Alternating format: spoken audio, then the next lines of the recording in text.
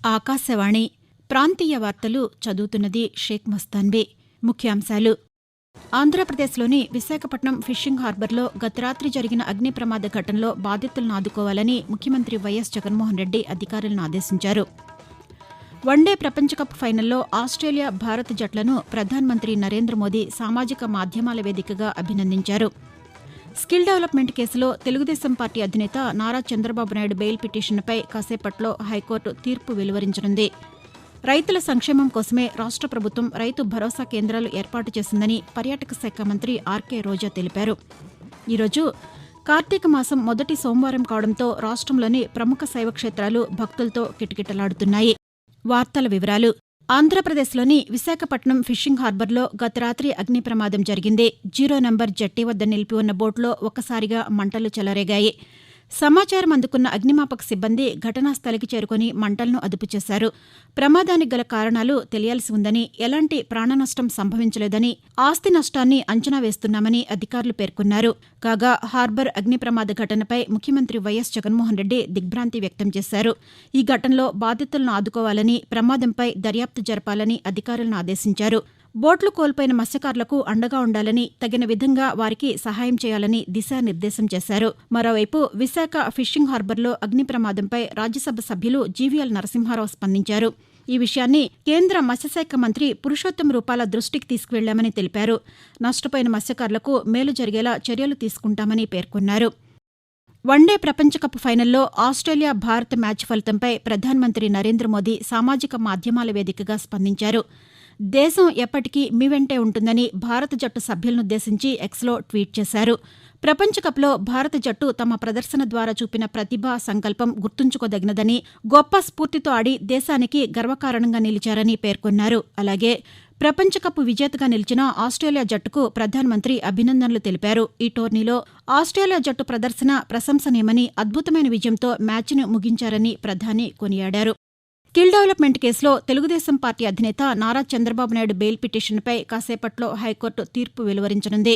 4 రోజుల క్రితం ఇరుపక్షాల వాదనలు విన్న న్యాయస్థానం తీర్పును ఈ రోజుకు రిజర్వు చేసింది. మరోవైపు తెలుగుదేశం పార్టీ జాతీయ ప్రధాన కార్యదర్శి నారా లోకేష్ యువగళం పాదయాత్రను ఈ నెల 24వ తేదీన పునః ప్రారంభించనున్నారని ఆ పార్టీ తెలిపింది. చంద్రబాబు నాయుడు అరెస్టు నేపథ్యంలో ఆగస్టులో పాదయాత్రకు విరామం ఇవ్వగా కోనసీమ జిల్లా రాజోలు మండలంలో పాదయాత్ర ఆగిందని, తిరిగి అక్కడి నుంచే యాత్రను ప్రారంభించనున్నామని తెలుగుదేశం పార్టీ పేర్కొంది.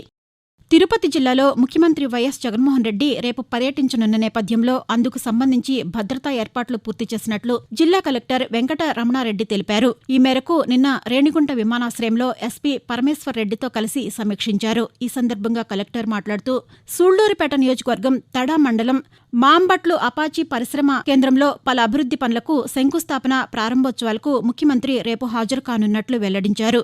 అనంతరం బహిరంగ సభ ప్రాంగణానికి చేరుకుని అక్కడ ఏర్పాటు చేసిన ఫోటో ఎగ్జిబిషన్ సందర్శించి ప్రజలనుద్దేశించి ప్రసంగించనున్నట్లు కలెక్టర్ వివరించారు.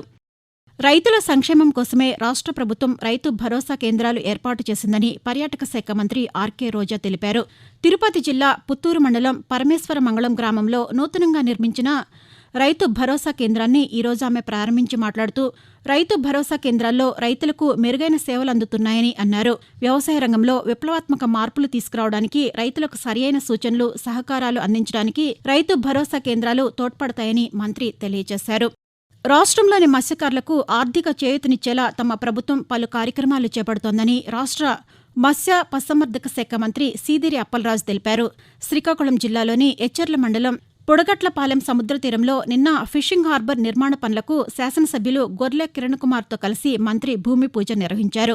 ఈ సందర్భంగా మాట్లాడుతూ మంత్రి మత్స్యకారులను అభివృద్ది పదంలో నడిపేందుకు అనేక పథకాలను అమలు చేస్తున్నామని అన్నారు.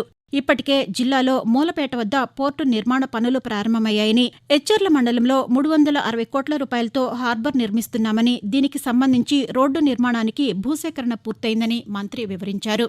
ఆకాశవాణి ప్రాంతీయ వార్తలు వింటున్నారు. ఈరోజు కార్తీక మాసం మొదటి సోమవారం కావడంతో రాష్ట్రంలోని ప్రముఖ శైవ క్షేత్రాలు భక్తులతో కిటకిటలాడుతున్నాయి. వేకువజాము నుంచే గోదావరి, కృష్ణా నదుల్లో భక్తులు పుణ్యస్నానాలు ఆచరించి దీపాలు వెలిగించి ప్రత్యేక పూజలు నిర్వహించారు.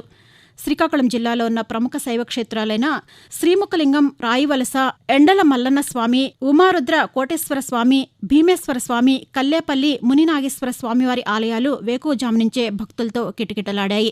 శ్రీకాళహస్తి ఆలయ ప్రాంగణంలో భక్తులు కార్తీక దీపాలు వెలిగించి స్వామి అమ్మవార్లను దర్శించుకుంటున్నారు. ఆలయ పండితులు స్వామి అమ్మవార్లకు రుద్రాభిషేకాలు, రుద్రపూజ, కోటి బిల్వ దళాలతో పూజలు, కోటి కుంకుమార్చనలు విశేషంగా నిర్వహించారు. అలాగే తిరుపతిలోని కపిలేశ్వర ఆలయంలో భక్తులు ప్రత్యేక పూజలు నిర్వహించారు. పశ్చిమ గోదావరి జిల్లాలోని పంచారామ క్షేత్రాలైన భీమవరంలోని శ్రీ ఉమామ నాగేశ్వర స్వామి ఆలయం, పాలకొల్లులోని శ్రీక్షీర రామలింగేశ్వర స్వామి ఆలయాలకు భక్తులు పెద్ద సంఖ్యలో తరలివచ్చారు. ప్రధానమంత్రి నరేంద్ర మోదీ తన మనసులోని భావాలను ఆకాశవాణి ద్వారా దేశ ప్రజలతో పంచుకునే మన్ కీ బాత్ మనసులోని మాట కార్యక్రమం 107వ సంచిక ఈ నెల 26వ తేదీ ఆదివారం ప్రసారమవుతుంది. మన్ కీ బాత్ కార్యక్రమానికి ప్రజలు తమ సూచనలు, సలహాలు అందించాలని ప్రధానమంత్రి కోరారు.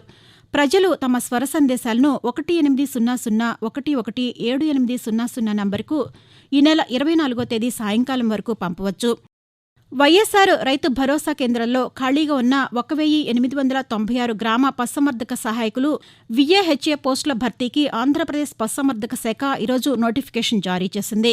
ఈ రోజు నుంచి డిసెంబర్ 11వ తేదీ వరకు అభ్యర్థుల నుంచి దరఖాస్తులు స్వీకరించనున్నట్లు పేర్కొంది. విద్యార్హతలు, ఇతర వివరాలను ahd.apt.online.in లేదా APAHA recruitment.apt.online.in వెబ్సైట్లో తెలుసుకోవచ్చునని పేర్కొంది. దరఖాస్తులు ఇదే వెబ్సైట్ నుంచి డౌన్లోడ్ చేసుకుని నిర్దేశిత రుసుములను డిసెంబర్ 10వ తేదీలోగా చెల్లించాలని తెలిపింది.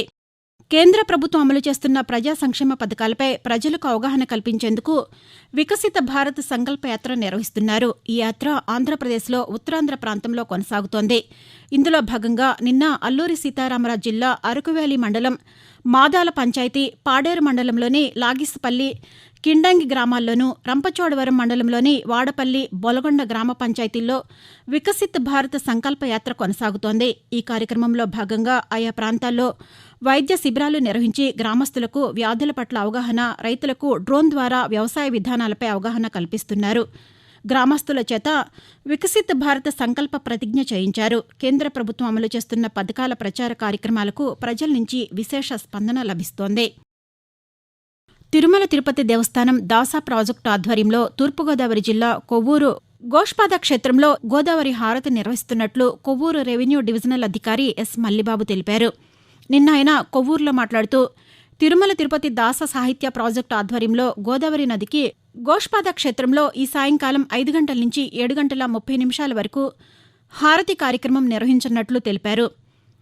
గోదావరి హారతి కార్యక్రమాన్ని ప్రత్యక్షంగా 10,000 మంది వీక్షించేందుకు ఏర్పాట్లు చేశామని అన్నారు. ఈ కార్యక్రమంలో హోంమంత్రి తానేటి వనిత, బీసీ సంక్షేమ శాఖ మంత్రి సిహెచ్ శ్రీనివాస వేణుగోపాలకృష్ణ తదితరులు పాల్గొంటారని పేర్కొన్నారు. కార్తీక మాసం శ్రవణ నక్షత్రాన్ని పురస్కరించుకొని ఆంధ్రప్రదేశ్లోని తిరుమల శ్రీ వెంకటేశ్వర స్వామివారి ఆలయంలో నిన్న పుష్పయాగ మహోత్సవాన్ని నిర్వహించారు. శ్రీవారి బ్రహ్మోత్సవాల దోష నివారణకు పుష్పయాగం నిర్వహించడం ఆనవాయితీగా వస్తోందని, ఈ కార్యక్రమంలో 17 రకాల పుష్పాలు, 6 రకాల పత్రాలతో శ్రీదేవి భూదేవి సమేత శ్రీ మలయప్ప స్వామివారికి వేడుకగా పుష్పార్చన నిర్వహించినట్లు ఆలయ అధికారులు తెలిపారు. ప్రాంతీయ వార్తలు ముగించే ముందు ముఖ్యాంశాలు మరొకసారి. ఆంధ్రప్రదేశ్లోని విశాఖపట్నం ఫిషింగ్ హార్బర్లో గత రాత్రి జరిగిన అగ్ని ప్రమాద ఘటనలో బాధితులను ఆదుకోవాలని ముఖ్యమంత్రి వైఎస్ జగన్మోహన్ రెడ్డి అధికారులను ఆదేశించారు. వన్డే ప్రపంచకప్ ఫైనల్లో ఆస్ట్రేలియా, భారత్ జట్లను ప్రధానమంత్రి నరేంద్ర మోదీ సామాజిక మాధ్యమాల వేదికగా అభినందించారు. స్కిల్ డెవలప్మెంట్ కేసులో తెలుగుదేశం పార్టీ అధినేత నారా చంద్రబాబు నాయుడు బెయిల్ పిటిషన్పై కాసేపట్లో హైకోర్టు తీర్పు వెలువరించనుంది. రైతుల సంక్షేమం కోసమే రాష్ట్ర ప్రభుత్వం రైతు భరోసా కేంద్రాలు ఏర్పాటు చేసిందని పర్యాటక శాఖ మంత్రి ఆర్కే రోజా తెలిపారు. ఆకాశవాణి ప్రాంతీయ వార్తలు ఇంతటితో సమాప్తం.